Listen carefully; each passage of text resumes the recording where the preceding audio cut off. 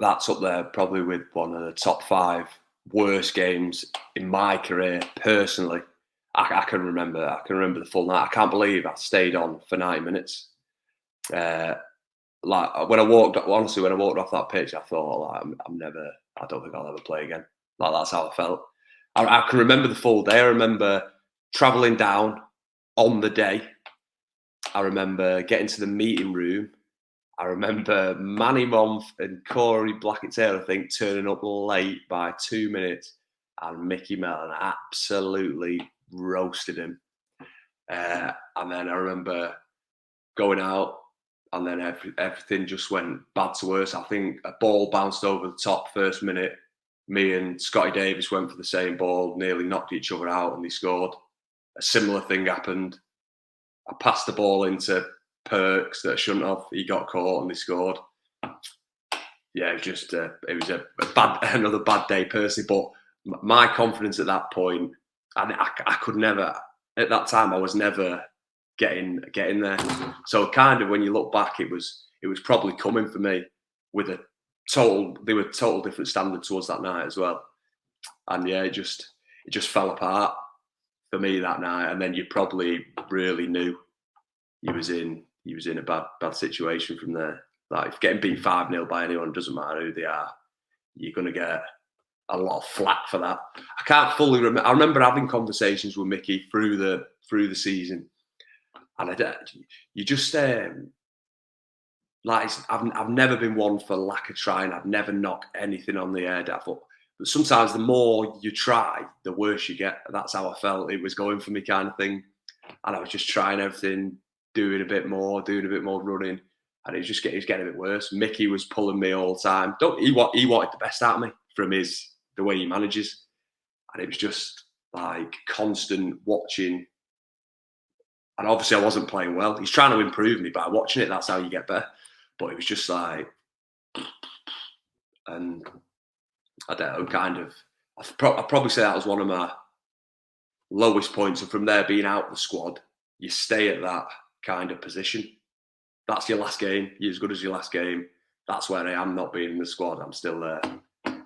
So yeah, it's interesting. I mean, it sounds like you could have really done with, and I know you had a lot of experience at that time, but it sounds like you could have done with a real experienced leader alongside you in that centre of defence. And Peter Clarke obviously comes in January. But I'm looking at the defence that you had at Sunderland that night, and it would have been the same for pretty much every game up to that point. Liam's at left back, Jake Caprice at right back, both of them in their mid-20s at that point. But I think it'd be fair to both of them to say that neither of them are the most vocal of players on the pitch. You had Manny alongside you who, I mean, I've interviewed Manny and I was sitting probably a yard away from him and I could barely hear what he was saying because he kind of whispers when he speaks. Was that side missing just a real kind of totem figure at the back, which Peter Clarke brought when he came in, do you think? Yeah, look, I'll never speak bad about players, but I had experience playing games, yeah, but I didn't have like football experience of different players, different like that kind of experience. And then being in a relegation battle as well, it was all new experiences. Even however old I was, 25, I didn't know how to deal with that. And then don't get me wrong, I really get on with Manny and Jake Caprice, but football, we didn't click.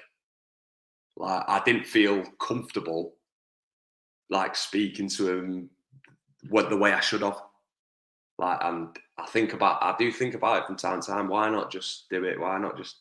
I don't know. You just have to be kind of comfortable, and I wasn't. Like you say, with everything losing, not playing well, don't really know them. They don't speak that much. It's just a combination of to fail really, and it did. And I'd say as much blame as that as anyone.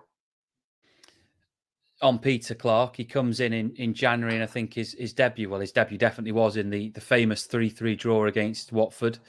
And after his arrival, you only played 2 league games, and I think it's when he was out injured. Did you know that when Peter came in that you were going to be limited to time on the bench? Yeah, I kind of, in a weird way, it was kind of a relief. Like I know it sounds bad, like similar to COVID. It was like a get away for a bit. I needed to, because my confidence was rock bottom. I couldn't handle the situation I was in. I probably should have spoke to someone about it, but I didn't. I just kept it to myself. Just kept trying more, kept going in each morning, thinking, right, we'll be better today. We'll get going. And you just end up in the same spot, I think. But when Peter Clark went, you kind of get the memo that you won't be playing. But like I said, it was a bit of a right. The pressure's off me for a bit because every time I'm playing, I'm not performing. I can't do what they want me to do. So yeah. So don't get me wrong, I wasn't happy about it. You're thinking of your career. You think if I don't play, then nothing's going to happen. But it was kind of a nice step away, whilst I could maybe build up some confidence and maybe get back in and play along him. But even when he was in, I clicked with him straight away. Great guy. Obviously been around everywhere. Top defender.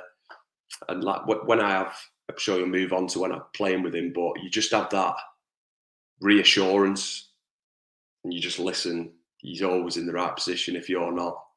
It's just like you can play with a bit more freedom, not worrying about other things because you know he'll be there or he'll tell you what to do.